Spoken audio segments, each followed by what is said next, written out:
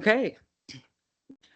Welcome, everybody, to the Calaveras County Water District Finance Committee meeting Tuesday, October 15th, 1 o'clock. Please join me in the Pledge of Allegiance. I pledge allegiance to the flag of the United States of America and to the republic for which it stands, one nation, under God, indivisible, with liberty and justice for all. Yeah. For those online, well, we're not going to do the Pledge of Allegiance again, but anyhow, never mind. When you're online, the Pledge of Allegiance, you should have your microphone off.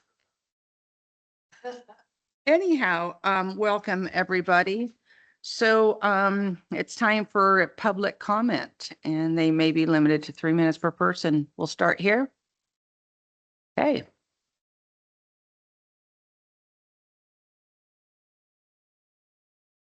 Good afternoon. I can't take action on stuff, so I don't know how to request this, whether it is related to an agenda item, because what I'm asking for, what have Okay. you, so I'll just ask. I tried to follow the revenue flows through the various accounts that Jeff is reporting on. And I was wondering if it's possible to produce a chart of accounts that shows the relationship between the various accounts, the various funds, et cetera, and how the money flows, because since I'm not familiar with all of that, is there a reference document that could be made available so that we could figure out which way did he go? Kind of like a cash flow, but putting it all in the chart of accounts so you can tie them together. Okay. I'll see if we can put something together. I'll ask staff afterwards. Cash flow. Works with. All right, any other public comment here in the building? Seeing none. Anybody online have a public comment? Or on telephone? We're all good? Okay. Second. All right, so moving on to item number 2, approval of the minutes for the meeting of September 17th, 2024. I looked at them, Bertha, just make that one change, remove president to member under Cindy Cicada. Any? Move to approve. Okay. And they're approved. That's really all I got to say, right? Mm-hmm. All right, moving on to number 3, new business. 3A, report on the monthly financial reports for September 2024 pre-audit. And we have Jeffrey Meyer. Hi, Jeff.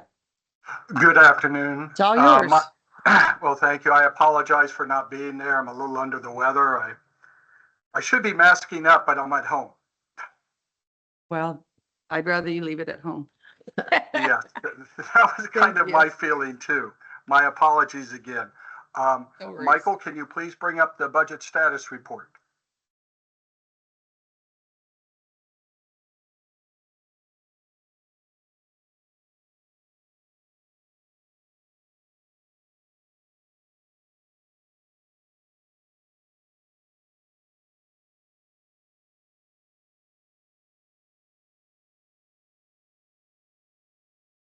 Working on it, Jeff. Okay, Stand by, Jeff. certainly.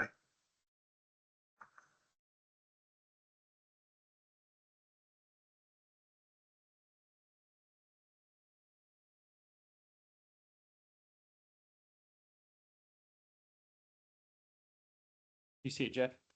I can see that. Thank you so much. We are at the end of the first quarter of the new fiscal year, which ended September 30th. Please note that these are pre-audited numbers. Anytime we're this early in the year, they tend to be a little skewed because you don't get the full effect of multiple months. But in this particular case, at the first quarter, we're at 25% of budget, the benchmark. If you look at the numbers on this first page, these are district operating revenues in the water and sewer funds. And one of the things that Michael added down at the bottom was a new line item. You can see that highlighted in green. This is excluding transfers in. one of the reasons Michael and I talked about this is transfers in tend to skew the overall revenue picture because they occur throughout the fiscal year. You get them when there is debt service payments. There's some issue, there's some times with its CIP projects. It's really not consistent month to month. So what we decided to do is pull out that transfers in number and provide just everything else. And that's the number down at the bottom. So we're at 21% of budget for this fiscal year. And honestly, that's very good because one of the biggest sources of revenues is property tax. And it comes in 3 installments, and the first installment isn't until January.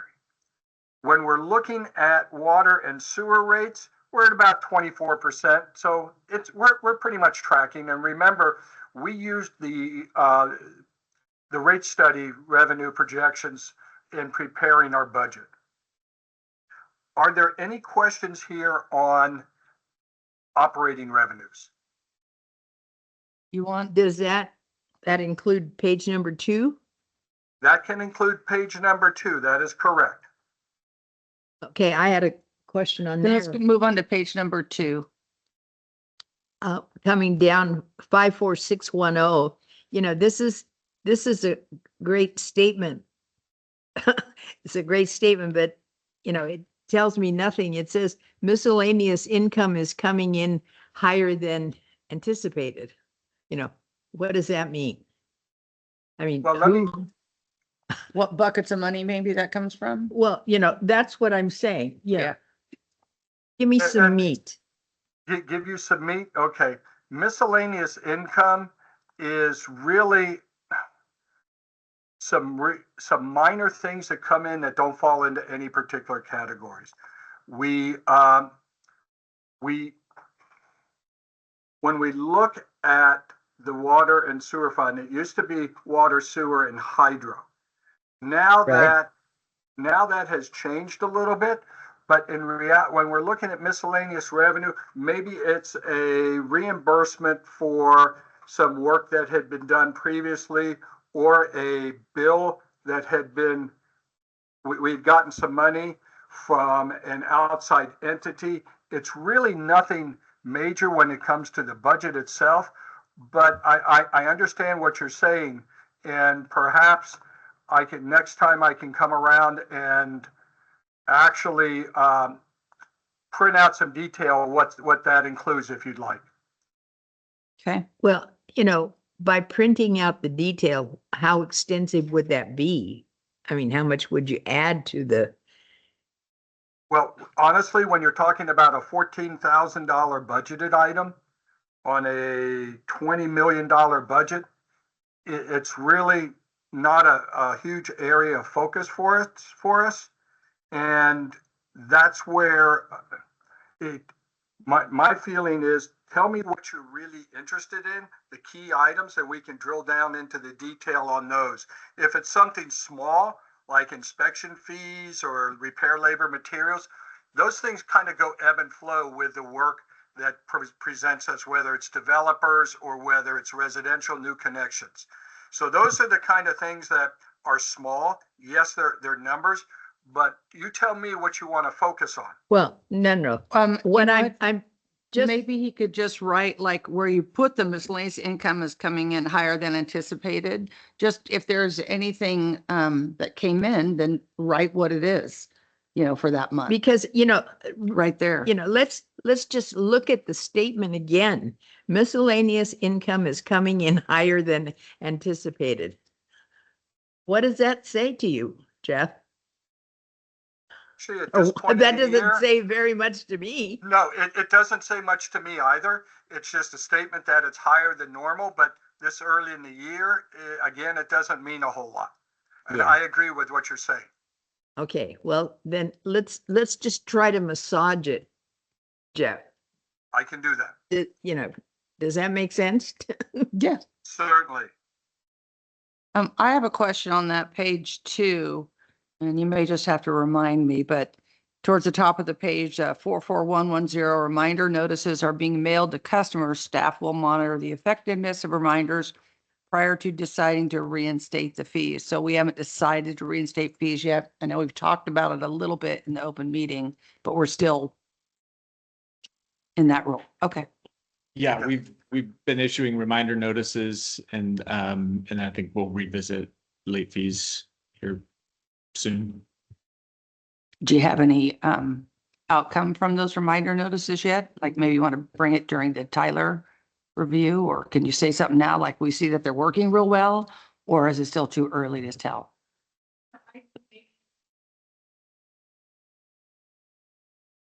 Perfect. Okay, I'll make the note for the future. So agenda. Kelly's saying she'll report out on that in the next finance committee meeting. Okay. Okay. That was all I had on page 2. Do you want me to ask for public comment like now when we're done, or at the end of the whole presentation? It would be better if we wait till the end of the presentation. Okay. All right. Anything else, Bertha, on those two No, pages? no. All right, go ahead, Jeffrey. Okay, if you go to page 3, that is non-operating revenues. And this is where, as I mentioned, we have the bulk of some of our revenues, like property taxes. You can see it's 0 because we have not received any at this particular point in time. One of the things to take a look at here is interest incomes coming in a little bit higher than anticipated because interest rates are still high, so that's a good thing. We do have some expansion fees coming in, 131,000. However, it's too early to tell if that's going to be a continuing trend. And finally, as you look in to their transfers in, we just haven't really got much going on in that regards. So the key here is the interest income that we're receiving. And I think that that's still a good footnote here for us. I like it. I like that too. Yes. Okay. Any questions Can it wait here? toward the end, Francisco, or do you need to say it now? Okay. All right, thank you. All right, go ahead, Jeffrey. Okay. Please go to the next slide. Here are the operating expenses. And overall, and I know I'm jumping ahead to the bottom of the page, but it's helpful here. We're just under 16% when we should be really at 25, when the benchmark is 25%. In looking at salaries and benefits, we're just over 23%, which is pretty much tracking. We do have some items that are over in budget, overtime and comp time payouts. Comp time payouts go, really you see a significant part of that in September. So that'll vary as we go through the year. I'm not too worried about that because that'll ebb and flow. Overtime, we've had a number of issues that we've had to deal with as far as items that we're dealing with. I know there was the fire and other items that we had to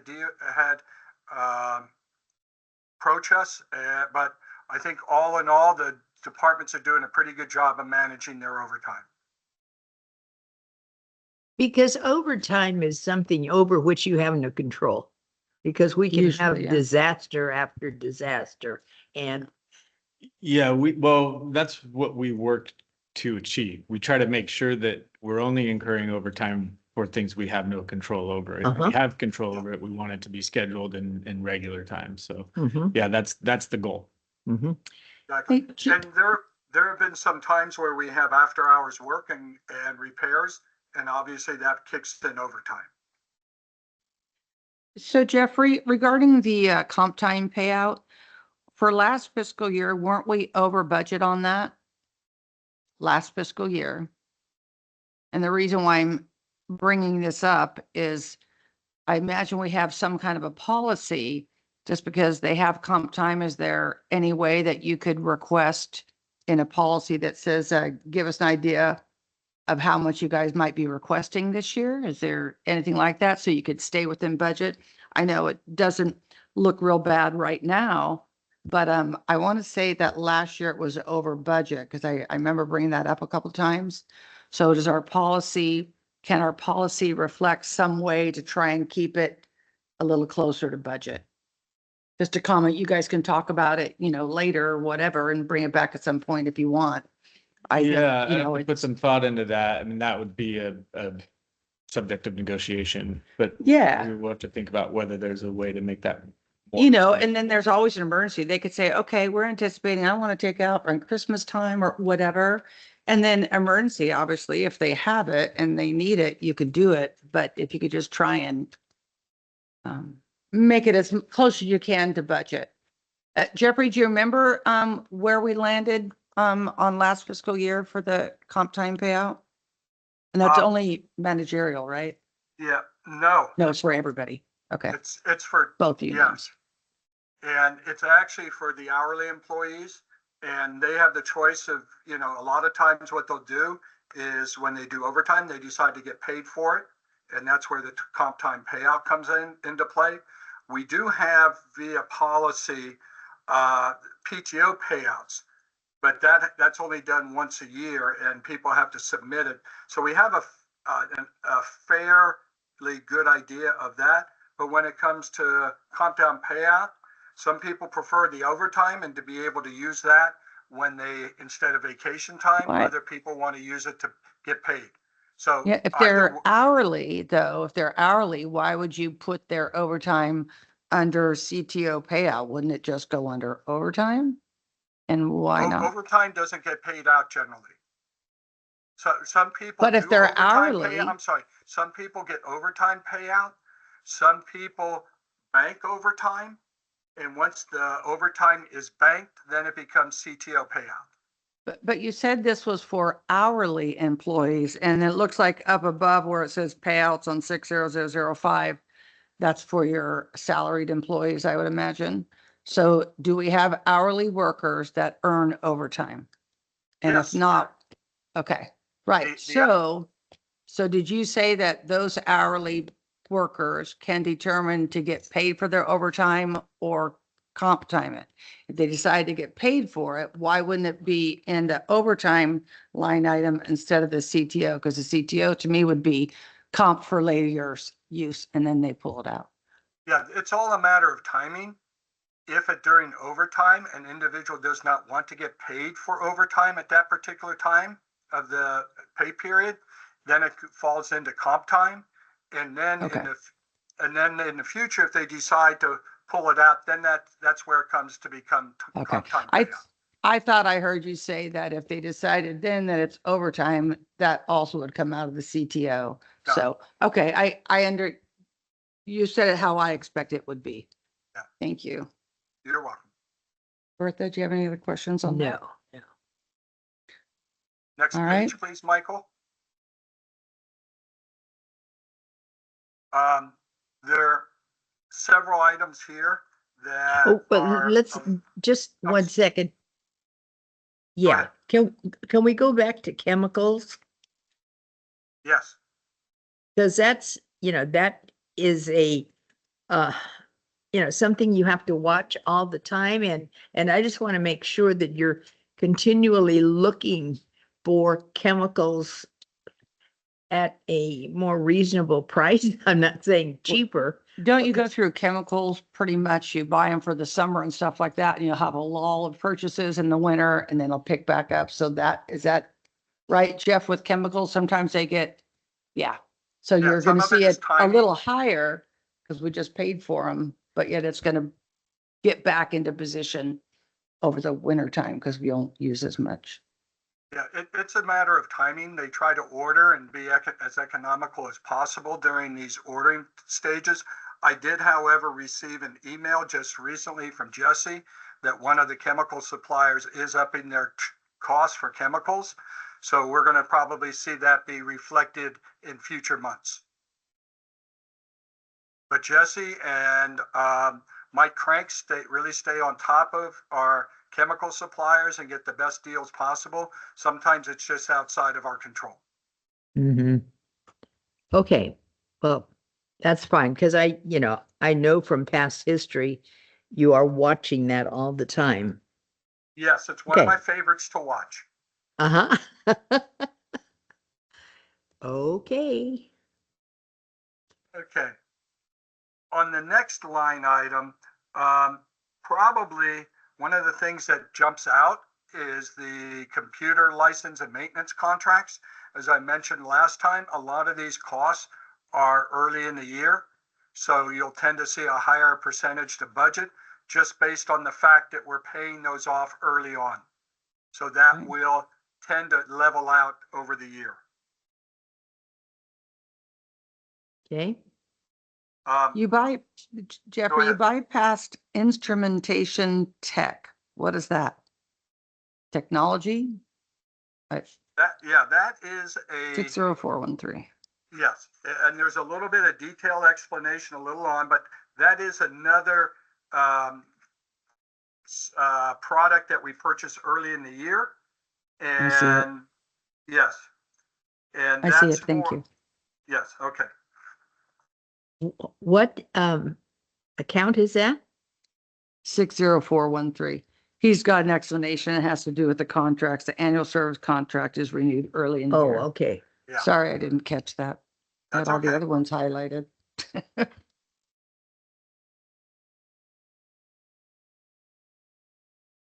Now, Okay, go one ahead, of the Jeffrey. other items that is rather high is down under 60625 fuel repair generators. And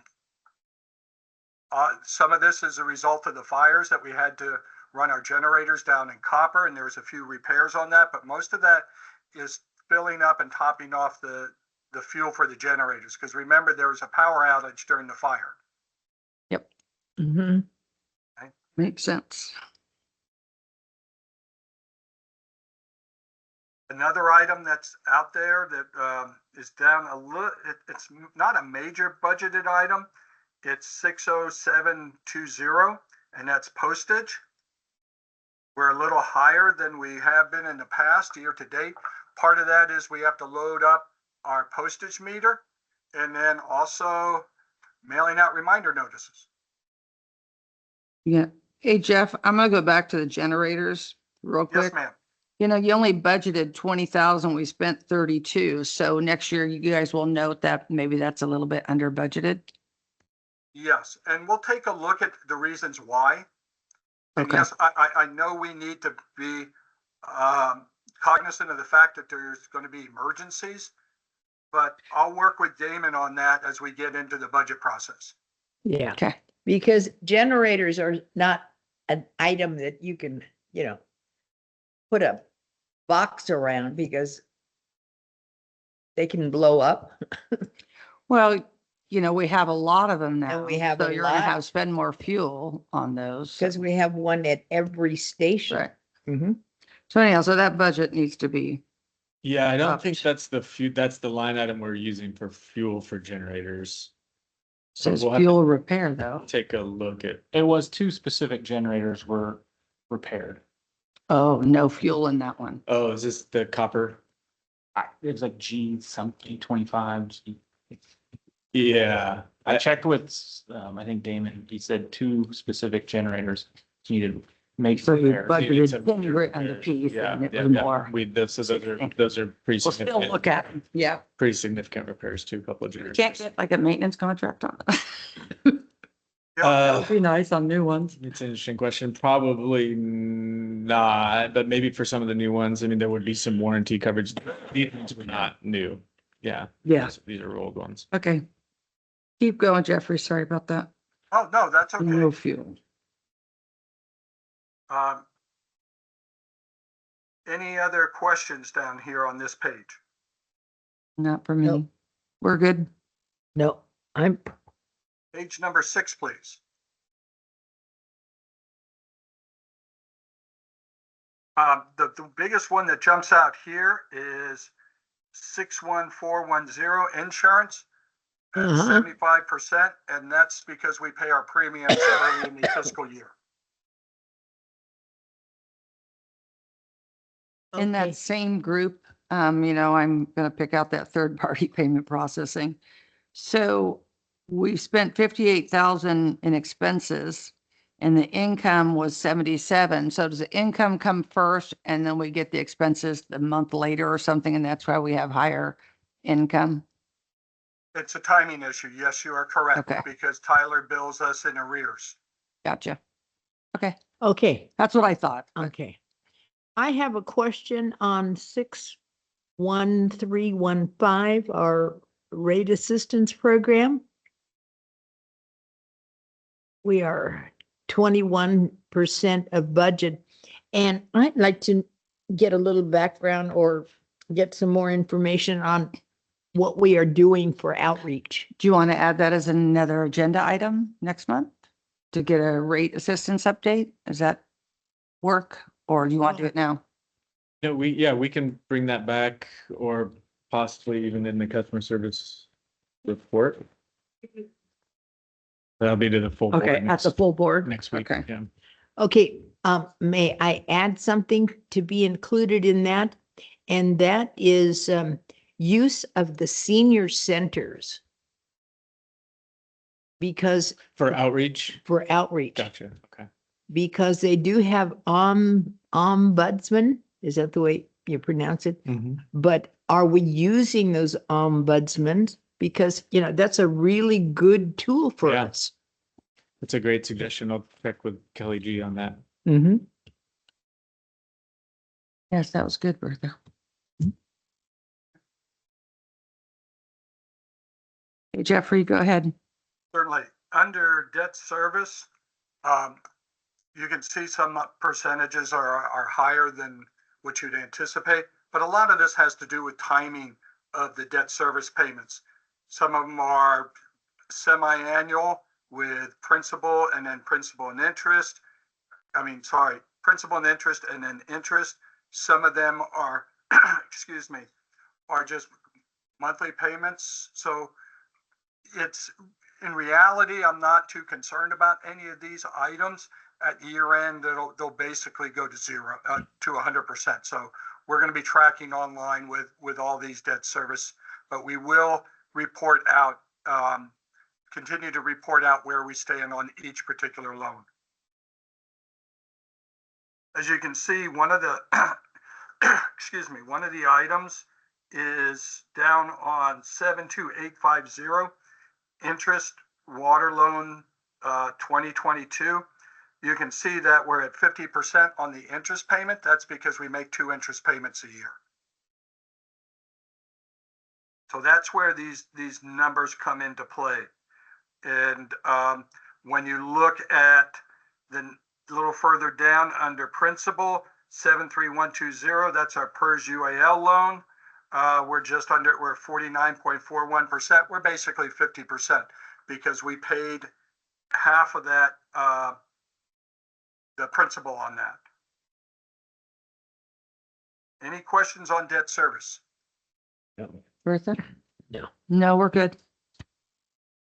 Okay.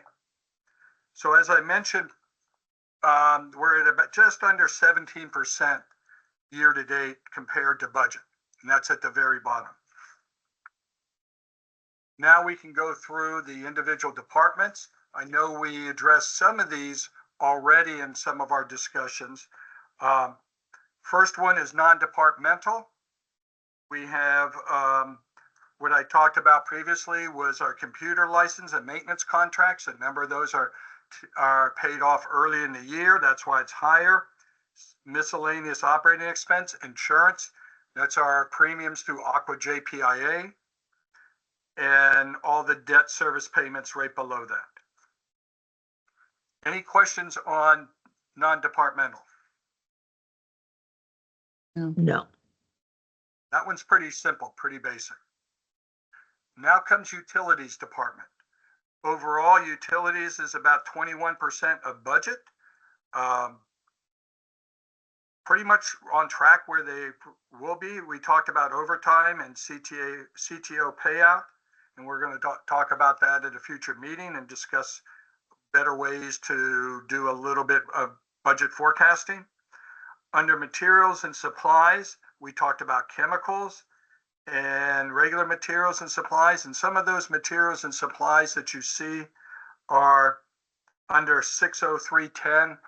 That, a lot of that depends on the workflow that's going on out in the field, whether it's the underground utility crew or other repairs that are going on. That's kind of where you see a number of those items pop up. Under outside services, we have a number of items that have been highlighted. Uniform launder service, that's a little higher than we anticipated. We're going to continue to monitor that. The instrumentation tech, we talked about that already. That was the annual service contract. Paving, asphalt repair. This has to do with repairs that we're making out in the field, and it's more of a seasonal thing because it's easier to, we try to do many of our repairs during the summer months when asphalt is readily available. We will still have some repairs in the wintertime as needed, but you'll tend to see these higher due to seasonal needs and also repair needs.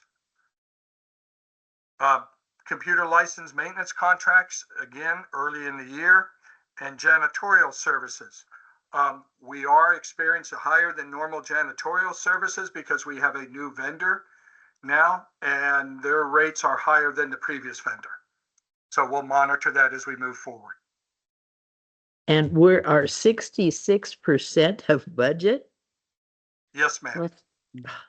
So my comment on the uniform laundering and the janitorial services, I was going to ask is it higher because of a new contract? That sounds like one of those are yes, or is it higher because we have more laundering to do than anticipated? And what I'm going with is that contracts for changes in contracts should not be allowed to take place after, make sure they come in no later than May 31st or whatever, have that all negotiated out. So, it won't change during the fiscal year. They have that open enrollment type, to make the changes, because that way you can budget more accordingly. Well, I don't want to get into great detail on janitorial services, but the firm that we used previously is no longer in business. So that happened after the budget. No, Gotcha. we're referring to I think you're referring to the uniform. Yeah, services, that too, which was and the new janitorial, but contract. I knew what that Yeah, one was, the what it said. janitorial one was circumstances Yeah. beyond our control. Right. But anyhow, just mentioning it, Sure. And I can work with Stacy and Damon on the launder side.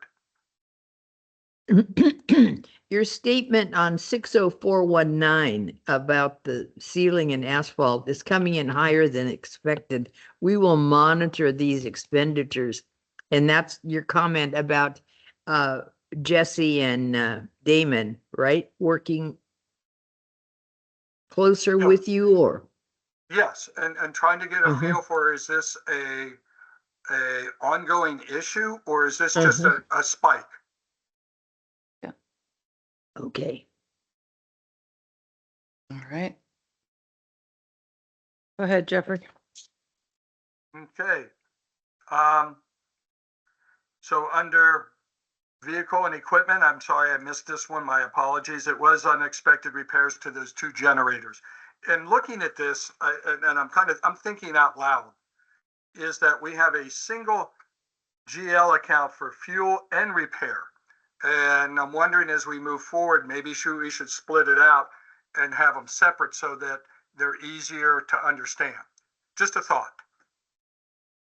On which items did you say? 60625, which is vehicle fuel repair generators. It's at the very bottom. And Oh, I even see, yeah. equipment more so than vehicle. Well, it kind of you're right, it does. It's vehicle equipment, but I'm drilling down more so to the actual line item, 60625, fuel repair generators. And I was wondering out loud if we should have 2 separate GL accounts, just one for fuel and one for repairs, versus having them combined. But I'm sorry, I'm just thinking out loud because it may be a little easier to understand for everyone out there. Okay, go ahead. There we go. Okay, next page, please. General management on track, just under 19% of budget. Other travel costs are maybe a little high. That's basically mileage reimbursement. And this includes everybody in general management, everything from external affairs to HR and such. So when they use their own car for traveling, they get reimbursed, and we'll monitor this as we move forward.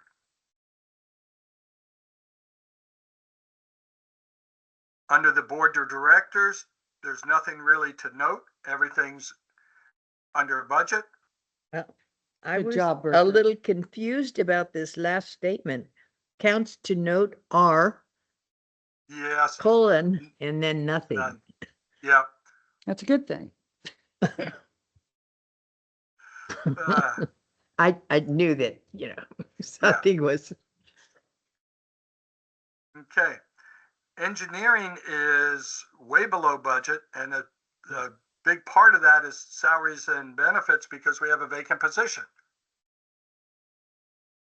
So that's something that's been a bit of a challenge, but it does reflect that in the budget. What is our engineering force now? So we're budgeted for 4 licensed engineers, and we have 3. So that is the 3. explanation for the shortfall there, right? All of our other engineering positions are currently staffed. Uh-huh. Well, 3 out of 4 is Yeah. better than it has been. And it's so hard to hire civil engineers Right. these days, and I've No, I understand that. commiserated Yes. a lot with a lot of other water agencies and not just public agencies, private sector as well. Civil engineers with the experience that we need are very few and far between these days. Well, I used to tell my grandchildren, if you want a job, always go into health, because that's a big field. I'll now change that to engineering. Yeah. Okay. Are you planning on taking this as an opportunity to reevaluate? Do you need 3 or 4, whatever it is, and maybe just do more outsourcing? That's Yeah. what we, Right. that's kind of what we have to do Mhm. currently. And it is, it's always an opportunity to reevaluate. We've looked at, increasing the amount of, sort of staff augmentation outsourcing rather than just project specific work. There's some, there's trade-offs to that. And it always requires in-house staff to manage those relationships as well. So, but yes, the answer is we're constantly trying to figure out how we can best staff all of these construction projects that we have going on. It's a challenge. Mhm. And your statement about other agencies experiencing the same thing, because I know that, you talked about Tuolumne, for example, and what they were facing with their engineering staff, didn't you, at one time? I don't recall specifically any examples from Tuolumne, but yeah, it's everyone you talk to in the industry right now has a hard time finding civil engineers with experience. Okay. Go ahead, Jeffrey. Next page, please, Michael. As you can see, under salaries, wages, and benefits, we're a little over in payouts and CTO payouts.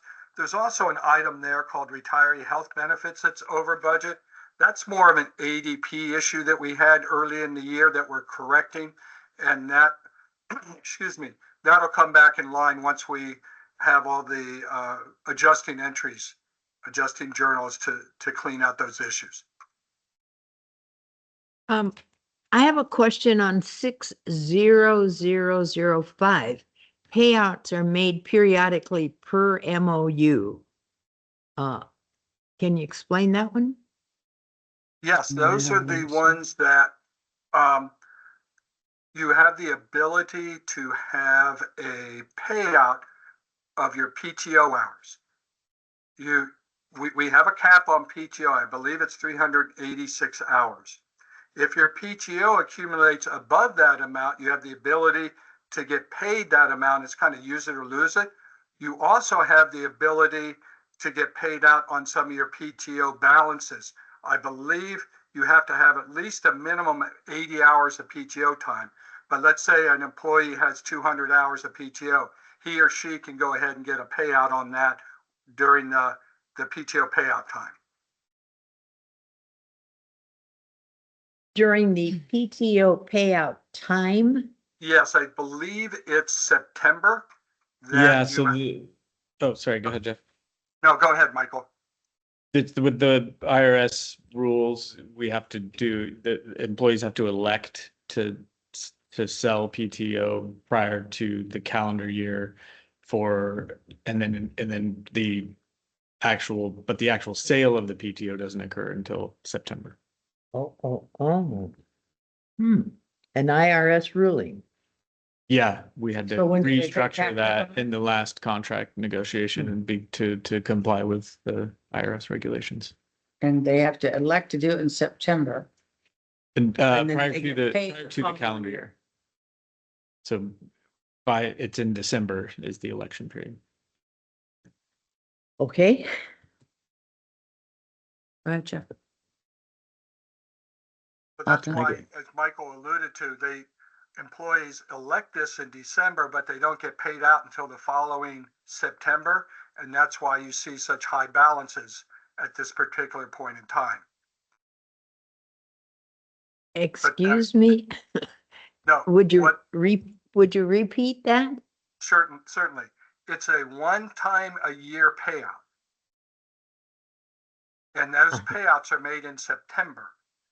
But the employees have to, so the payouts in September 2024 were submitted back in December 2023 by the employees. That's where Michael was talking about the IRS regulations. So they have to elect how many hours they're going to request for a PTO payout, but it doesn't happen. It happens in September. That's why you see such high balances, percentage balances at the end of September. Boy, we're doing some extensive tracking, aren't we? Who's responsible for tracking that? I believe she's about to chime in. Yes, hi, can you hear me? Yes. So with the last contracts, we had to update our PTO payout process. As Michael and Jeff were stating, in November of each year, the employees can choose to have a cash out in September of the following year. Provided that they haven't used that PTO and they have a balance of 80 hours at the end of that cash out. In addition, in December, the last pay period of each year, employees are also paid out for any overage over 380 hours. So that PTO cash out amount will increase. You'll see it in the, I guess, the January status report.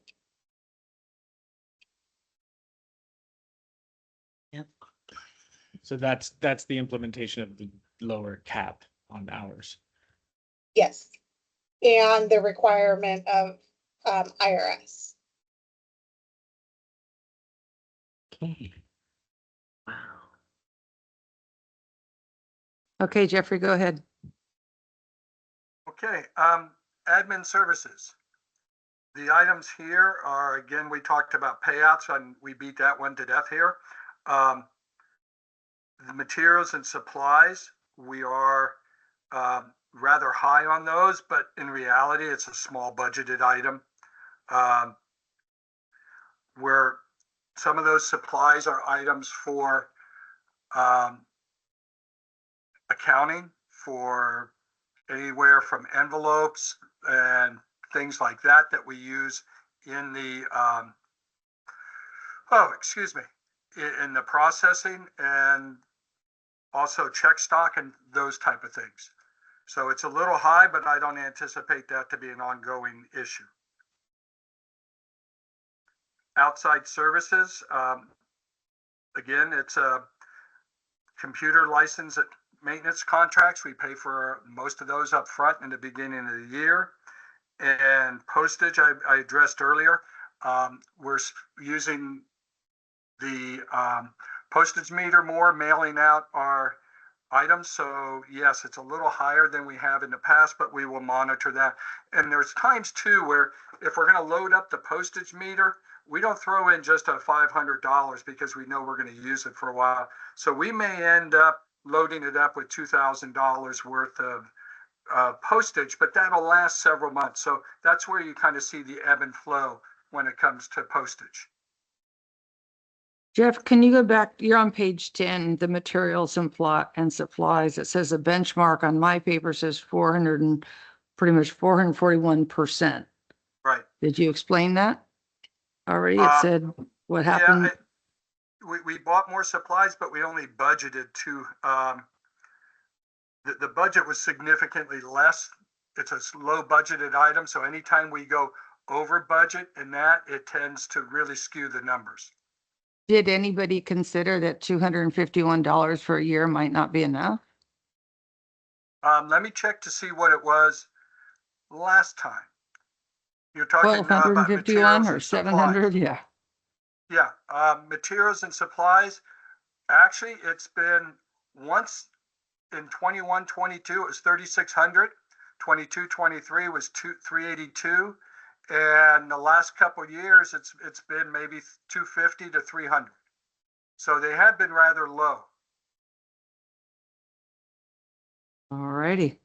So you're not buying any more materials and supplies for the rest of the fiscal year? Everybody's got to reuse paper clips. There you go. Yeah. Yeah, because that's a huge issue. You know, All right, go ahead. yeah, and one of the things to keep in mind too, percentages can be deceiving, especially when you're looking at the dollar amounts and low dollar amounts. Yeah, I'm not minimizing the fact that we've spent $1,000 to date, $1,100 to date, but when you look at the budget to actual, that's where the numbers can be a little bit skewed. That's why when you look at numbers, we also want to see the difference, the variance to budget in addition to the percentage. When you're saying looking at the all department budget instead of by department, No, because I no. mean, there's no way to fix this. It's, you budgeted $251, right? No, what I'm trying to say is if you look at the percentage of budget, 441%, that to me is an extremely high number. But when you actually look at the dollar amounts, it's a different way to look at it because the budget was 251. We've spent 1107, so we're 856 in the hole. Now, if that was a $300,000 item and we were over 441%, that is more of a significant issue than just something that's $850 over. Yes. Gotcha. Bertha, any questions? No. All right, go ahead, Jeff. Last page. Last And then page, we'll open water it up for you guys. resources. The item here that Good. stands out is federal dam and admin fees. Again, we pay those early in the year, and some of these are actually reimbursed by NCPA and MID. Gotcha. Okay. Bertha, do you have any questions on that? No. All right, let's open it up for, thank you, Jeffrey. We're going to open up for public comments, so don't go anywhere. I'm And not leaving. Francisco, you're first. Go back to page 1. Okay. Can you call out the page for us, maybe? Okay. Francisco de la Cruz, Valley Springs. On page 1, of course, it says 59100 transfers in from funds. Where would I find what funds that refers to? That would be more of a budget document that you would see those transfers. So what Not so accounts much of a would, budget summary report.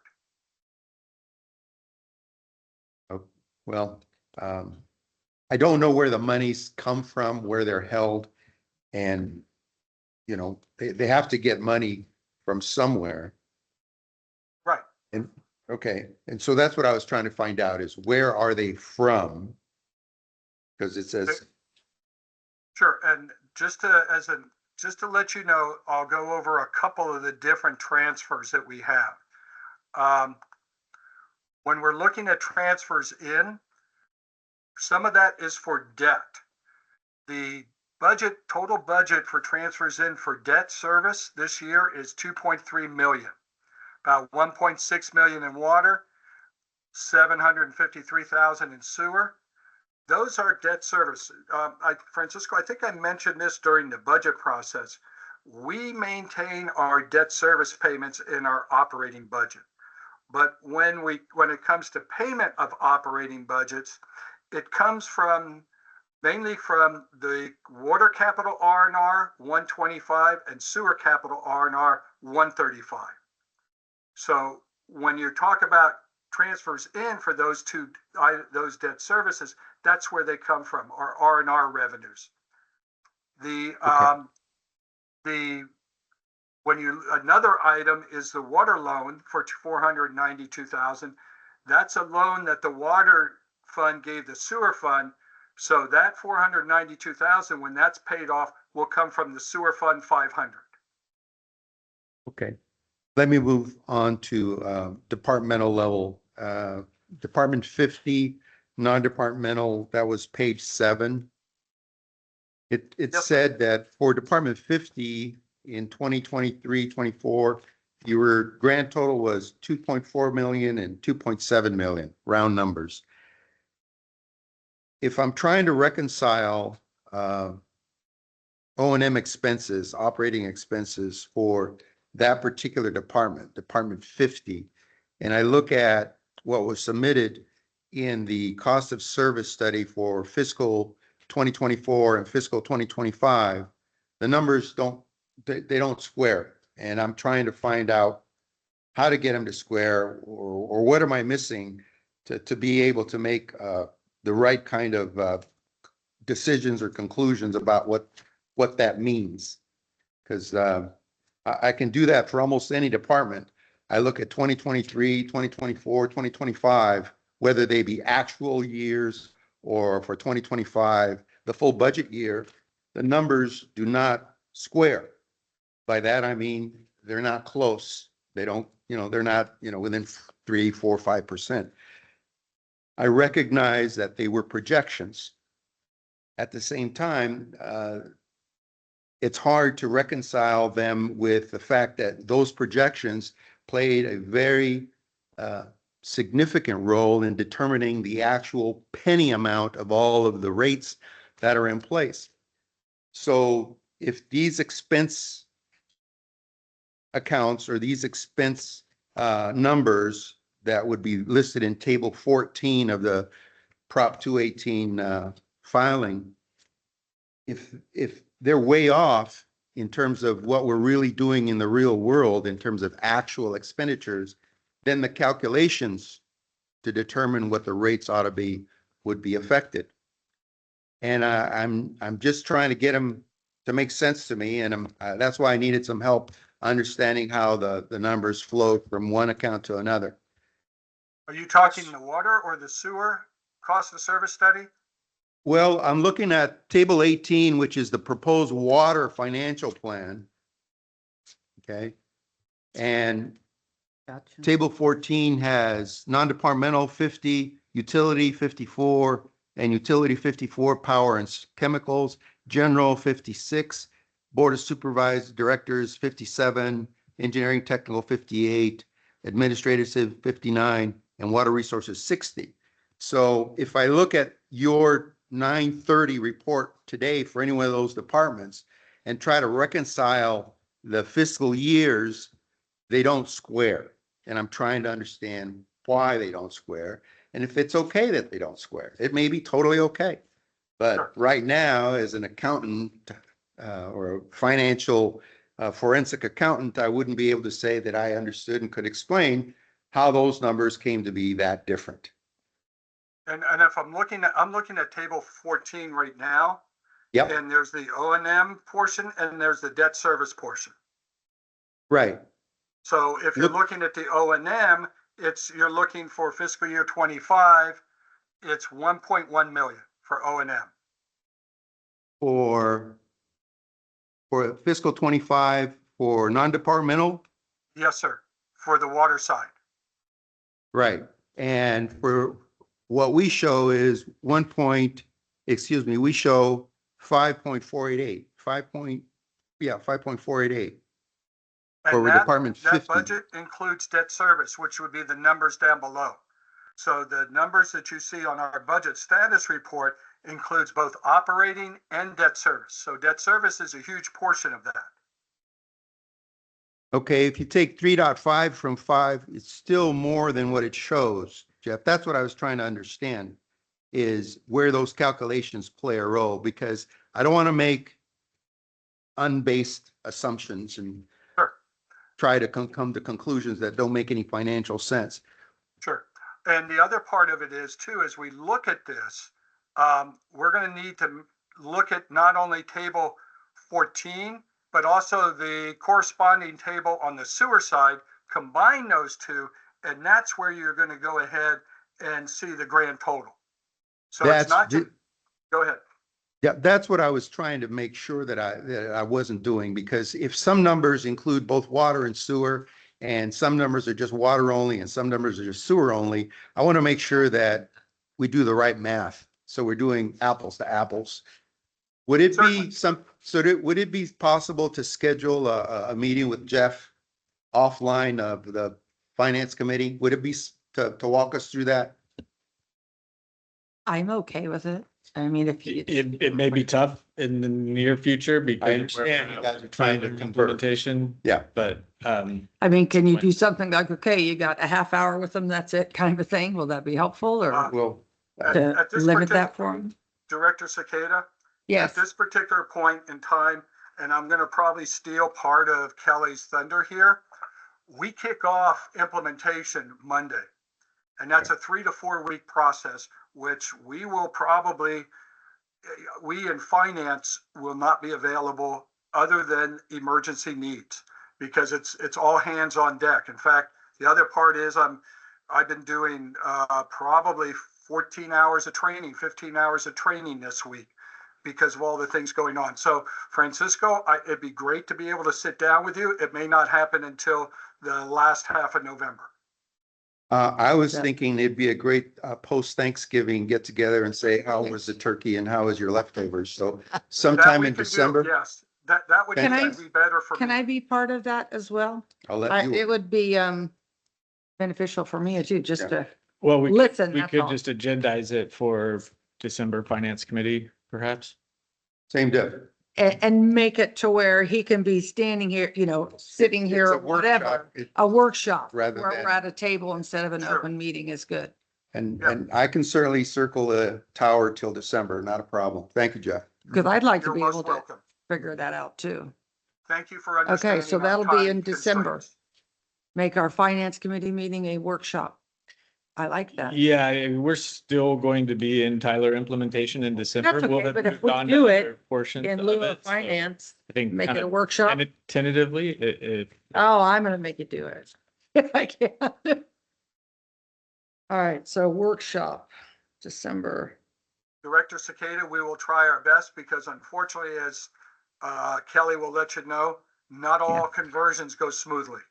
Yeah, but I have a rebuttal to what you guys just said. We're gonna have a finance meeting anyway, and if we decide to only talk about that in a finance meeting, I think that'll be a lot less work for you. Right? As I long mean, as if you we're don't not gonna want a do budget our, status report.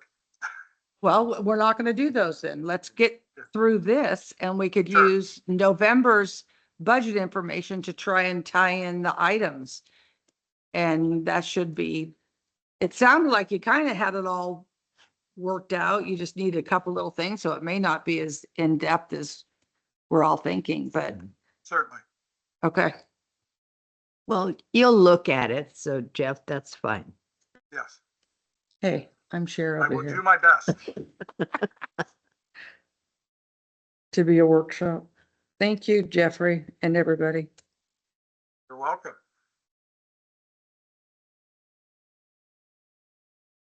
Okay, next.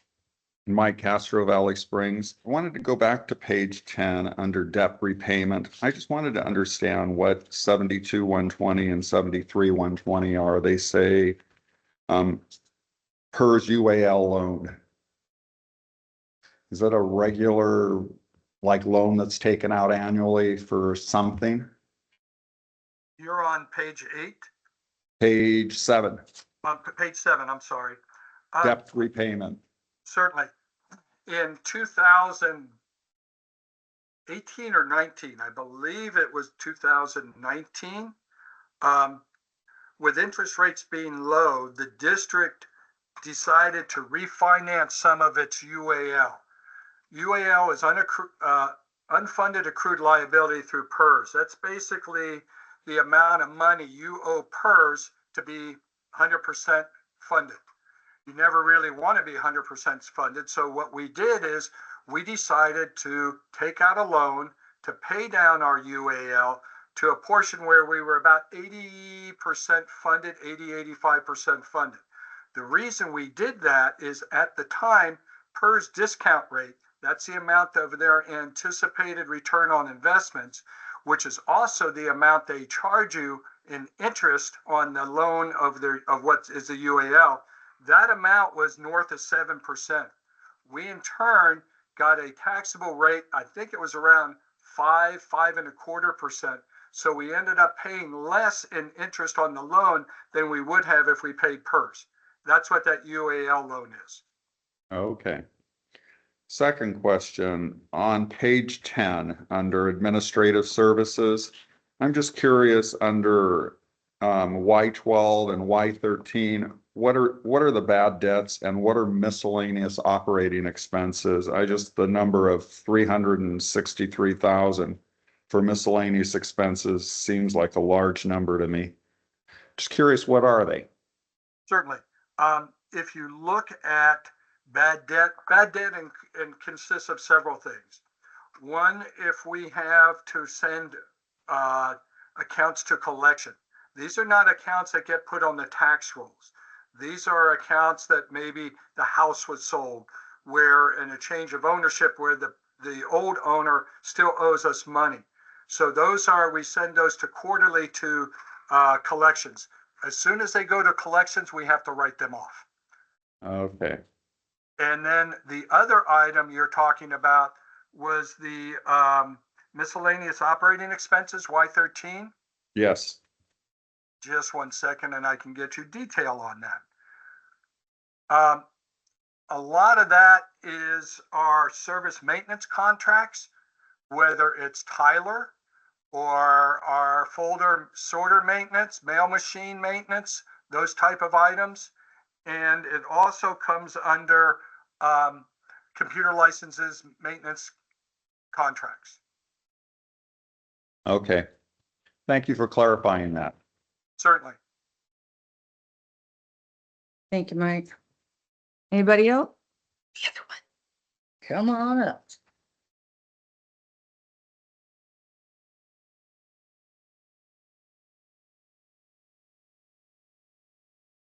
Mike Rogers, Valley Springs. Now, I think what we're struggling with here fundamentally is, as Francisco referenced earlier, is the reconciliation between the cost of service study and the periodic financial plans. And I would encourage the board and management to, in the next study, to kind of help us make things align a little better so that when we look at this, we can reconcile with, because we kind of view the cost of service study as a contract with the community. And it's very difficult, going through this because in the cost of service study, you have a financial plan for water and you have a financial plan for wastewater. And I'd have to go back and look and see if that data is consolidated somewhere. But, when you go through and you look at, just try to make the flow in the cost of service study kind of flow what's in the financial statements. I know that's probably a lot more detail than what the general public may request or even understand. But that's the only way we can possibly understand the roadmap, is by comparing these periodic financial reports with the cost of service study, because that's really the contract that we're living under, is that cost of service study. And if we can't align these expenses with the cost of service study, then we're running blind. So it's just try to make the two align better, the flow of in the same order. Again, I know there's probably more detail in these periodic reports that Jeff prepares than what you might want to include. But when you roll it all up, water and sewer, bundle it all together in the service study. Perhaps it's there. I'd have to go back and look. But to me, as a layperson, it's very difficult to align the two. And I went to college. Thank you very much. Well, hopefully in December, we can do something like that. I know it'll be enlightening for myself and for you to help us tie it in. I know the reports have come a long way since I've been on this board. I think they've improved, but there's always room for change, improvement, or whatever. But I'll talk with Jeff afterwards, and let's look for something in December that hopefully will be helpful. All right, anybody online with public comment? No? All right, so we're done with that. Thank you, Jeffrey, and everybody. Certainly. Thank you. Let me go back to my number 5 here now.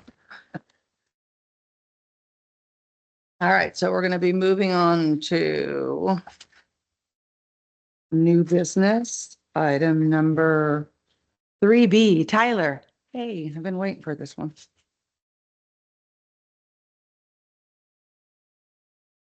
Hi, Kelly. Good afternoon. How are Hi. you both? Good. How about you? I'm good, thank you. Nice. So I did just want to provide an update today on the status of our financial and personnel management implementation. As I reported in the past at Finance Committee, we did embark on this implementation several months ago. This implementation is happening in phases, and so I am happy to report that we have completed the first several stages of the implementation, and we're now heading into one of the most important parts. And I won't say that any other part is less important. I think they're all important in their own way, but this is without a doubt the most hands-on and I think intense part of the entire implementation, which involves all finance staff at this point to embark on the core financials configuration. So what that means is starting Monday, the 21st, and for a period of about 1 to 3 weeks, we will be working very, very closely for many hours a day, finance staff with Tyler implementation staff, to basically fully configure and parallel test our new environment against Springbrook, which is what we're using. We as end users will also be making sure that the system is set up appropriately in order for us to perform the processes we need to within finance. Again, we will be kind of reconciling things, reviewing things, making sure everything is the way we need it to be before we go live with that system, which is anticipated to be, I believe, around November 8th. Is this the last phase, the core financials before you So go no, live? it's actually not the last phase. What happens when we go live is we are actually at that point in a post go live phase at that point, where we will work with Tyler continually to do like validation testing. So we go in there, and as we're operating in the new system, if we come across something where maybe it's not set up exactly the way we need it to be, or something's missing, or we have a question, they are very readily available because we are still in implementation phase.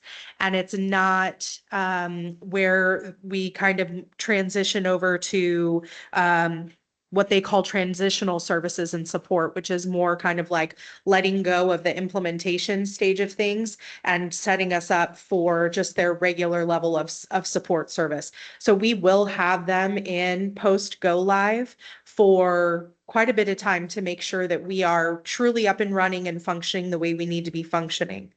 I certainly don't want to, I know this is finance committee, but it is the whole implementation. So while we are moving forward with core financials, we will actually have a little bit of overlap with the HR, payroll and personnel management modules, and then some of the smaller ancillary modules. And that will kick off around the 4th of November. And we are anticipating a go live for the middle of December, around the 13th. So I am providing you pretty specific dates right now. But as Jeff did specify earlier, I do want to obviously provide a disclaimer that depending on how the configuration and validation goes, we may see some play here as far as dates are concerned. And really, I can tell you I've been very impressed so far, not only with our finance staff, but also with the Tyler staff we've been working with. We did have our project manager that we've had since the beginning of the project actually accept a promotional opportunity with Tyler, and she presented us with a new project manager. Good news, silver lining in all of that is that the project manager that accepted the role is actually overseeing all project managers now. So we have a direct line to the boss. So it's not all is lost. And I think a change like that can, make or break a project sometimes, but we do seem to have quite a bit of support from Tyler, at least up to this point. So, and like I said, great communication with our previous project manager. So I don't anticipate that we're going to have any major issues, as long as the folks that are assigned to us for the more niche areas, as we move forward with this implementation, that we don't have a lot of turnover there. We definitely don't want to see that happen. So as of right now, we're sitting very good as far as the implementation goes. I know Jeff has spoken on, and I've spoken on in the past, the amount of training that has had to happen so far with just getting finance staff and HR staff, especially familiar with how the system can be configured so that we can optimize it for how CCWD does things. And also look at options in the system that we may not have in our current systems. So staff has been very busy with that. It's not lost on me, Jeff, or anybody else how much time our group has had to put in as far as just maintaining the day-to-day in addition to the training. And it's not going to stop. We have additional post-go live training that will carry into next year.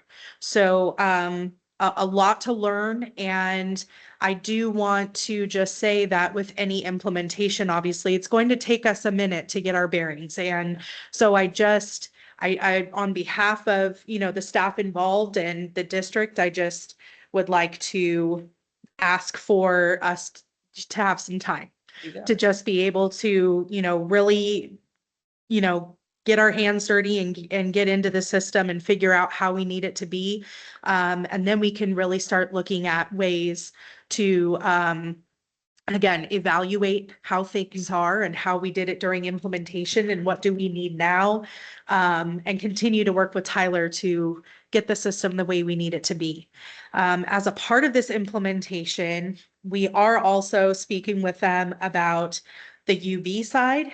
And so we're having talks, and information has been shared with Tyler on any configuration issues or concerns that we've had on the UB side that we think could be brought in as a part of this implementation and corrected, or at least considered so that once we go live on the finance and payroll personnel side, we can transition over with staff at Tyler to then really optimize the UB side of things. So we're having these conversations as well.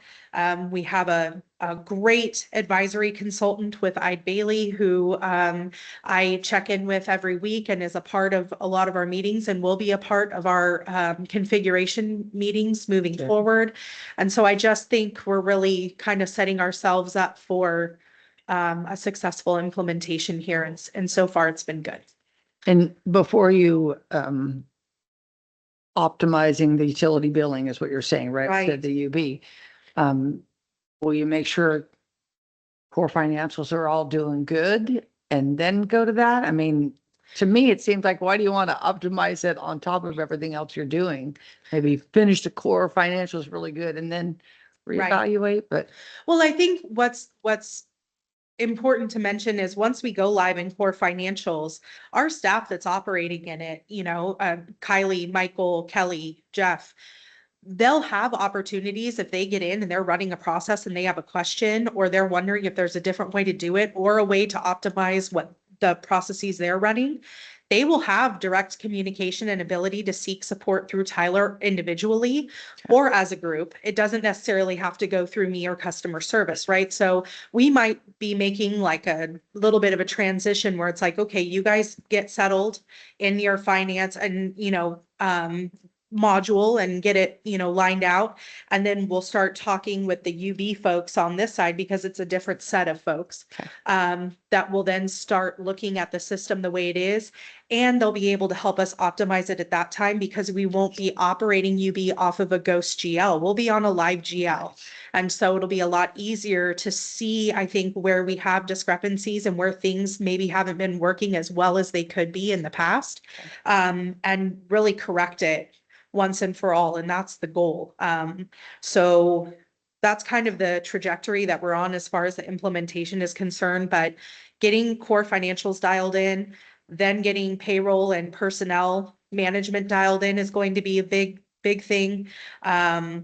The end user training is a big, big deal because especially when it comes to, our staff who's going to be utilizing the system every day, and even district wide, when it comes to entering in time and attendance, that's going to be something that everybody is going to be responsible for doing. So it will require training of every CCWD employee.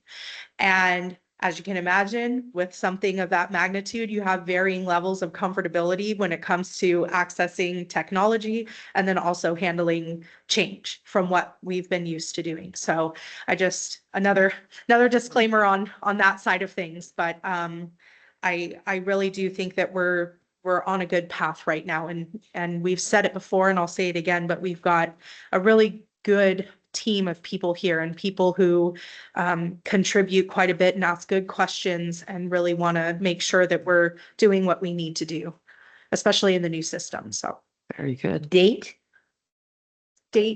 for conversion. By the end of the year, you're hoping. by the end of the year, like fully by the end of the December. year. We do have some smaller ancillary. Okay, so you don't have, December 1. December 31st, we're anticipating will be fully operational on both sides in the system. On all modules. Right. And then there might be some smaller modules, fixed assets, budget, things like that that Okay. might carry over into next year. But in the grand scheme, operationally, because those only happen once a year, they're kind of put off to the end. Yeah. Makes sense. You are supported by documentation via their computers, or you have access to any Tyler documentation. Oh, for support? Uh-huh. Yeah. So yes. So one of the things that Tyler has tried to bolster over the years is the accessibility for end users, Right. to have support, and not necessarily just through a support person, but through support documentation, forums, other users. You can post a question on one of their forum boards and get responses from other Tyler users, which can be extremely beneficial. there's many boards. And so it can be difficult sometimes to stay on top of all of the different forums that are available, So but. a couple, one of my concerns, because it's a cloud-based system, right? Uh-huh. You know, what's the backup plan if you can't access the internet? And then it's like you guys have laptops. Let's say if we didn't have internet here for 3 days, could your laptop go home? And if your internet worked at home, would it work? So, the last meeting that we have biweekly check-in meetings with our Tyler project manager. That was one of the questions that I asked at our last one. We have another one this week with our new project manager. But they are going to provide me with documentation. Tyler Technologies does, and a part of our contract does specify that they provide backup. So I need to go in and actually get specifics on what that backup is. Yeah, They're because if going- it's still online, if it's a Right. backup onto your server, then Right, know, well, there's to different there's different ways to access Tyler's solutions.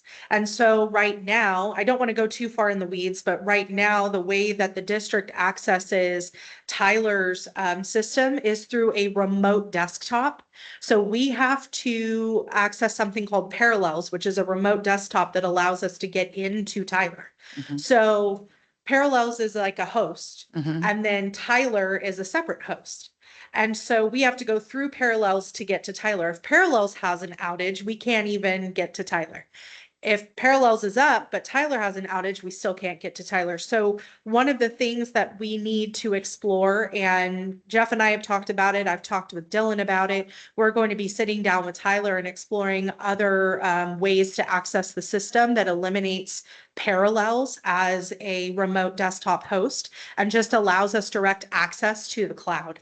So I think that will be helpful. We'll have less outages there. And then two, just working with Tyler because they did say that they have solutions already built in to protect our data, but also they're going to provide me options for accessibility and how they're able to provide access if there's an outage. And you're planning on having these before you go live? Yes. Oh, yes. We will have all of this before we go live. And for the next update that I provide, I should have some more substantial information on their backup and security. Was Springbrook a online cloud-based item that No. we used to? Yeah. It's See, on. when we on- started this process, I don't remember anything being about iCloud. It's just over the last 5 years, it's like, here we are. And I don't like the vulnerability of iCloud, you know, the cloud-based things. They I don't- didn't offer a hosted service as one of our Well, options. I- I don't think any of them do anymore, at least not the Well, big Springbrook ERPs, does. but No, Springbrook, Springbrook's But going to the meaning cloud. that just, they're all going. They're all on the I cloud. don't know why it's not on our servers, I you know, think- especially for something so important. Well, the cloud Well, I know why provides it's not, but- endless, the cloud provides endless storage. So you can build as If you big a can system access as it. you want, correct? But you run into problems having on-prem server solutions as well. You can have your server crash and your Right. data's gone. You run into similar situations. It's just, I think what's harder with the cloud solutions is that you do feel a little, and I've spoken on this before, handcuffed because it's being hosted by an outside party. And if you need to make changes or you need to, you know, do something, it's a little bit harder to do that. You don't have as much freedom, I guess you could say, to manipulate the system the way you need it to be. You can't get under the hood of it. Right. The way we Yeah, used to but I be mean, able to the do bottom it. line is So, whatever you there's the want, pros it and just cons costs to more. that as well. It but just yeah. costs more money. There's I either believe cost when or we you have said, to jump through. I believe when we started this way back then, you know, how long has it been? 5 years? You know, we wanted to go from Springbrook to Tyler. I just don't remember it being so This in was depth. always a cloud-based system. Question for you. Yeah. December 31st, Yes. how are we going to support when our staff is on vacation? Because we're going through the end of the year Mhm. and, you know, you're gonna have some holes because people are taking vacation. Sure. cross training. Is that what you're saying? Mm-hmm. So So a lot of, like I said, for core financials, we're going to be going live around the 8th of November. So we should be operating pretty well by then within the system. But as with anybody that takes time off, we'll have to have other staff pick up those processes while they're out. I know during holidays, we tend to, when we're doing AP, we will run checks, the week before a holiday, the week after a holiday, but we won't have a check run during the holiday week. Just because we anticipate most folks are going to be out. And so we try to, and we'll send out notifications district-wide for AP staff, finance staff will send that out and say, I need you to get all your invoices to me by this date if it needs to be paid, so we try to plan for those things. But there will be an element here of just cross-training knowledge that happens naturally because all staff is going through this implementation and is going to see how the system works. When we come out the other side, we should have some pretty good, at least guidelines, if not fully developed SOPs that should allow any finance staff to go in and run some of these processes if they need to, in the absence of other staff. But we will be in the, payroll and personnel side of things through the middle of December. And so that was one of the questions that, we had, especially for Stacy and Kate in HR is this going to work for you both? And I think more or less kind of what we reported on last time is we all came to the conclusion, well, let's just rip the Band-Aid off and do this because it's kind of like having kids. Is it ever really the best time? You just kind of do it. So this is the same thing. We're entering into it. Everybody has been fantastic in pulling their weight, doing the training, attending meetings. And I'm feeling confident we're going to be pretty successful by the end of the year, even with holidays. Yeah, you're planning on the first payroll with Tyler not being until sometime in January, correct? Well, we do a parallel payroll run with them at the Gotcha. beginning of December. And so payroll will actually go live with them sometime in December. But you realize that you're going to have two different reporting for year end because payroll's calendar year. So if you do one, okay, It'll be in both. it'll be in both. So you're just doing the parallel one so you could make sure Tyler matches ADP. ADP will be the one issuing everything. And then in January, you start Tyler. Because if you do one payroll in this calendar year, in Tyler and all the other rest of the year, this current year has been done by ADP. They got to do quarterly reporting. They're gonna have to get information from you. What about 2 sets of W-2s, that kind of thing? That's what I was kind of saying. It's like if you run a parallel just for comparison to make sure it all matches what they do, then that's good. But the one in Tyler wouldn't be the real payroll. It should stay in ADP, otherwise you're just making more work when it comes time. All the data from ADP for the last year is being brought over into Tyler. Oh, I did not know that. So we shouldn't have to run Okay. 2 W-2s. Gotcha. Yeah. Okay.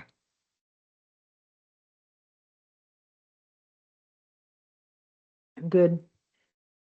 Okay. I just want to add, Kelly's confident because of how awesome her team is, and I'm confident because of how awesome Kelly is in managing all of this. She's just doing a phenomenal job. So thank Yep. you, Kelly. I think I agree. I think based upon Kelly's presentations to the finance committee, we are solidly behind her. Her knowledge, the knowledge that Well, you're this very woman- calm, so that's a good this- thing. the know- the knowledge, Everything going on. Let's, I started to say, the knowledge that this woman possesses is undeniable. I am just so thrilled Thank you. with your capability. We can be so proud of you. Thank you. we are, Thank you so much. we are, don't go away. I appreciate that. Thank you. Public comment. Here we go. Don't go far. Yeah, thanks, Kelly. And I'll second that having been through ERP rollouts myself, they are quite a challenge. But I think that, Cindy, I want to reassure you that, cloud-based services simply means somebody else's computer. Really what it comes down to. And most all the big players, SAP, Salesforce, they're all cloud-based systems today. And the risk to, having it in-house with ransomware and hackers and all this stuff going on, you may have read stories about hospitals or municipalities getting hacked and being held ransom.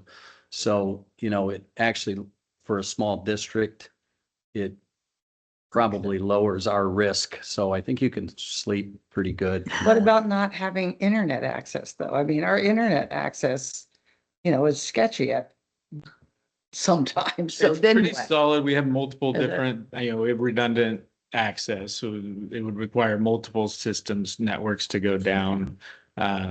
And, we have backup generators to make sure we're powered up to be able to access it as long as. Yeah, as long as the network's Right. working up there. So you have- Anyhow, just something I like to bring up just because I worry about not having access to it. Yeah, And then yeah. if we don't, if it's gonna be, if there's some stupid EMP and we have no electricity, we have a lot of other problems to Right. worry about. However, do we have a basic plan to be able to collect money, pay employees and, pay our bills, Anyhow, thank you, Mike. Francisco, the other Mike. Mike 1 and 2. Mike C and R. Francisco de la Cruz Valley Springs. I've gone on to the Tyler website to try to understand its product offerings and understand what y'all bought, et cetera. And I guess we're not doing the ERP side, but we are doing the finance and HR, personnel, et cetera. It alludes into the finance module that there are some citizen-facing outputs that I've requested questions of them, but they said that if I'm not one of the people that they're working for, I need to get a hold of somebody that they're working for to get permission to talk to them. So who do I talk to in Tyler that's going to help me understand as a ratepayer those rate-facing or ratepayer-facing outputs that the finance module puts out? I would assume that there's not going to be very many things that the HR or the administration side puts out because of all kinds of legal issues. But they talk about the finance module making it easier for the agencies to deal with their customer base.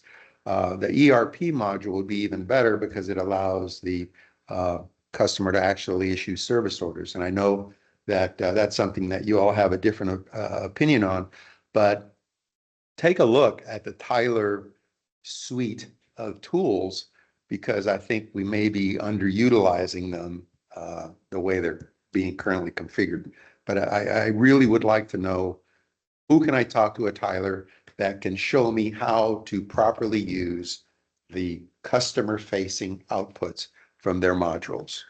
Thank you. Maybe after they're all done and it's live, like maybe February, March next year, we could have a portion in this meeting of let's review as a group, what those options are and what may or may not work for us, but definitely after they're up and running and doing good. I think that's a great suggestion. Yeah. And everything that has been brought in public comment to our finance committee or board, we have broached all of these topics with our Tyler project manager at our biweekly check-ins. As far as the front-facing customer module, Francisco, they did advise for additional information on other modules that are available that are not included in our current contract. I can reach out and talk to a sales representative, so we'll probably go that route. But in talking with Jeff as well and just wanting to ensure that our staff is comfortable operating in the system, and understands what that output would look like towards the public. We'd obviously want to have an understanding of what that means for, when we're inputting data or we're making a change, what is going to be shared? Right. What does that mean for, how frequency and what is it that we're looking at and what's the end goal? So I'm happy to reach out to a salesperson at Tyler and see if I can get some additional information, but the understanding that we have so far at engaging with Tyler is that they offer a whole slew of modules that you could purchase that could integrate. It just is whatever your goal is as Right. for your Well, so organization. like I said, maybe February, March, you guys are all loving your new system and you bring back, hey, here's a bunch of other stuff that we could get Sure. and we could talk about it first, or it could be in the whole board. I don't care. But Right. I think it's something that we should look at. I mean, if, you know, Mike's assuring me the cloud's perfect, that. I don't think He didn't Are you say- having a disclaimer? Right. Anyhow, yeah, I think we should look at those at some point. Just, Yeah. these are one of those things that I think you should wait till you're using it Right. and get comfortable and know you like it, and then we could look at those. Absolutely. And tell us what's working and what's not working. Right. Yeah. Well, and that will for be the sure, big thing yeah. as Yeah. well, is once we Yeah. go in, and I think Jeff alluded to this as well, and I don't mean to drag this on any further than it needs to, but one of the biggest things is the frequency of processes that we run in finance vary from daily to annually. And so if you're only running one process on an annual basis, you're truly may not have that dialed in for a couple of times that you run it. And so I want to be realistic. Probably some of these more frequent processes that we're running in finance will have dialed in a little Yeah. bit quicker post go live and understand the system capabilities, whereas some of the other ones that we run more infrequently might take us a little bit of time. But we'll be happy to report out on the successes and some of the things Oh, yeah. maybe that we need to work on a little bit more as we Clean up. transition fully over into the system. Cool. Yeah, All right. Any other public comment? thank you. Mike C? Come on.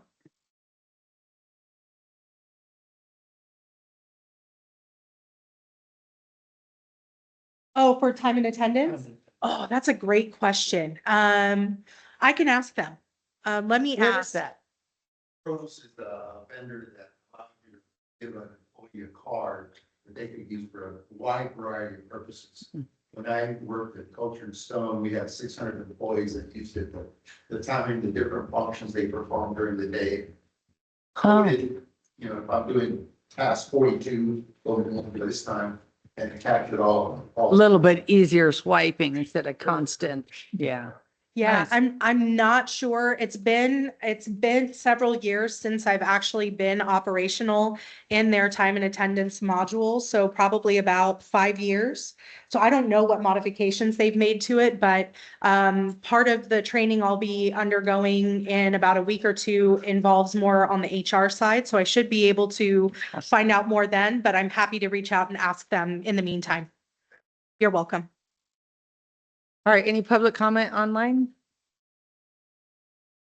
No? Okay. We're done with that. Thanks, Kelly. All right, here it comes. No worries. I have a question about what was in Jeff's report. Do you want me to wait until the end after the final agenda item, or can I ask now? If Jeff, you're still with us, we want to take a quick question? Is it going to be quick? Yeah. Certainly. Go right ahead, Mike. Go ahead, Mikey. Thanks, Jeff. I'm looking at page, well, in the PDF, I think it's page 20. I don't see a page number, but it has to do with the CIP.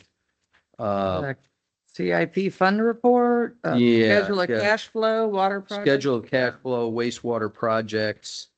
It's my page 20 of 71 in the PDF. I think the one that jumps out to me is the Wallace Treatment Plant renovation, which has a project budget of 50,000 and expense to date of 189,000. So, and you know, perhaps Jeff, it's a question for engineering.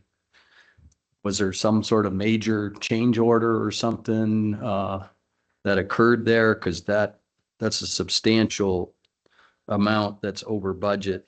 And so I'm just, you know, everything else looks to be, you know, on budget, on time, but that one kind of jumps off the page. Yeah.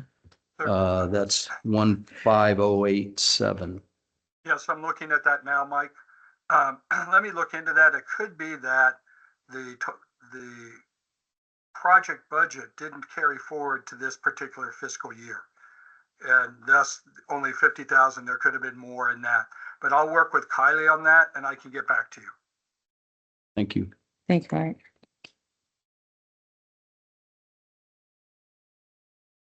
And Jeff, you'll bring that back to the next meeting, what you found Yes, out? ma'am. Thank you. Yes, ma'am. Okay, any other questions, comments? Seeing none, let's move on to new item 3C, discussion direction regarding district's financial management policy number 5.01, investment policy. Yes. Jeff. The item before you is a review of our current investment policy. Policy says we shall be adopted by resolution. Which was the last time we adopted this policy was June of 2023. And it's per guidelines, a policy shall be reviewed at the beginning of each fiscal year by the board, and any modifications made thereto must be approved by the board. So this is a first round, but we always bring policy changes to the finance committee first for review and your comments and whether or not you want to send it over to the full board. I included both a proposed policy and also a red line item. And we can go through a lot of different items if you'd like, but I've got a couple things that may help us get through this quickly because there's an awful lot of information in this policy. Well, what I was gonna say is, love the red line because, you know, we've already did this in 2023. And then my question is you had, was it Chandler, go over it after you guys did, and Yes. hence the red line. And I looked at every red line and I'm good with it. I was just gonna ask you, is there anything that you don't agree with what the Chandler may have suggested that we do that you want to bring to our attention? Otherwise, I want to hear public It's been- comment, but yeah, then it's otherwise I been- would say move it, you know, It's to the been, board. we've We do it every year, right? yeah, we've done the review time and time again, and that's what I'm Yeah, so- thinking in terms of, That's what I think about. Yeah. If you have a couple things that stand out, want to say them, let's go. Sure. And part of this is I want to give kudos where they belong. Kara Hooks is our account representative with Chandler. She works with Carlos Oblites. And she was the one that went over this. And some of the changes she made were actually a result of Senate Bill 1489. So part of the changes you'll see throughout are based on new law. The other is to better align our policy with the California Government Code and industry best practices. I have no recommended changes from what Kara provided to you on the red line. And my recommendation is to request your committee send it forward to the full board for approval. When I went through this, the only thing I kind of wanted a little bit of info on, or your thoughts on page 4, the investment advisors 5-01-07-3. And I know you just changed that investment advisor, but it says, you know, if the district employs the services of a professional investment advisor, selection of broker dealers will be at the sole discretion of that advisor. That's normal practice because we hired them to do our stuff, right? Yes. Is there any correct. comment that you want to say on that? Or are we good? We are good. Okay. Bertha? no, I too went through there and, it's what we've been reviewing Yeah. and, everything is handled adequately. Jeff, thank you so much. Certainly.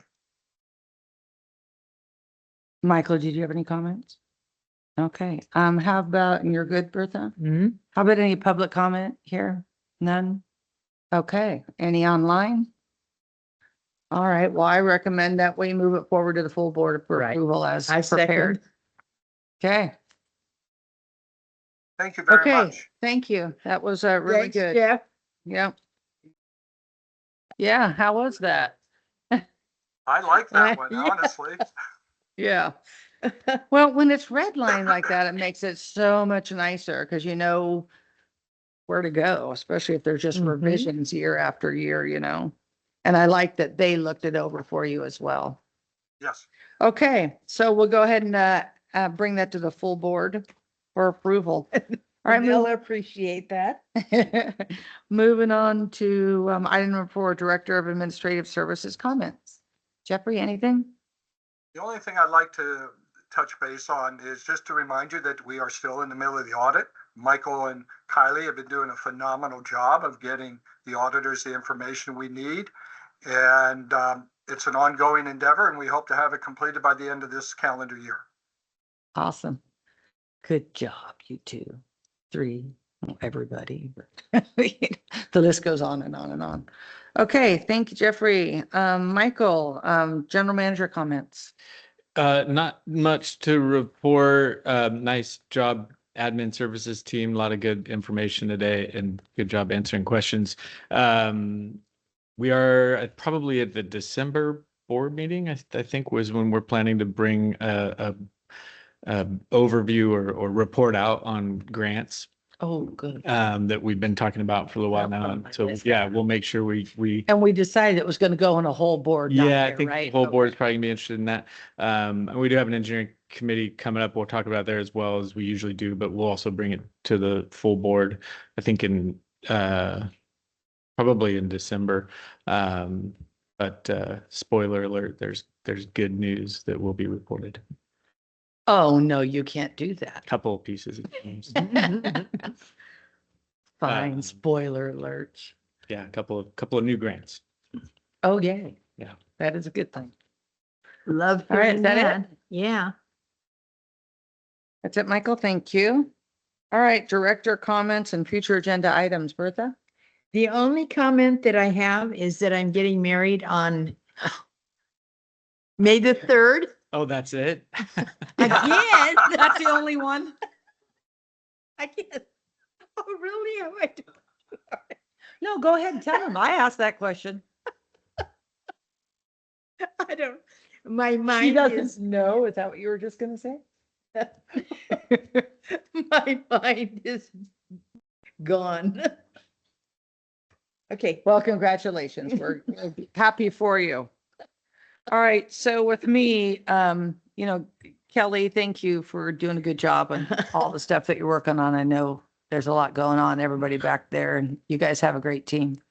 Same with the finance administrative services team. Good job, you guys. Everybody here.